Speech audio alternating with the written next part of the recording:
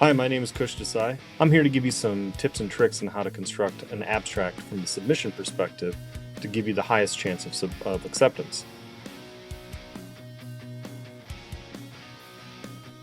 We want to start with the purpose statement. You really want to provide a direct, succinct statement of the purpose of your study. You want to make sure that the reviewer can very clearly and quickly identify what you're seeking to explore with your study.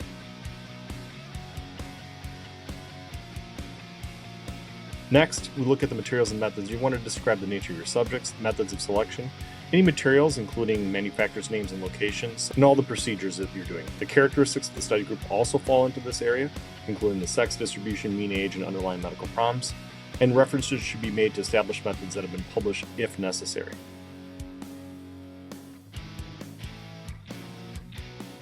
Moving on to the results, you want to focus on the actual data with statistical significance statements in the results itself. And you want to report data and observations in a logical sequence so that the reader follows. I would personally lead off with the most impactful data first in the results statement, followed by less impactful data in the order that you see fit.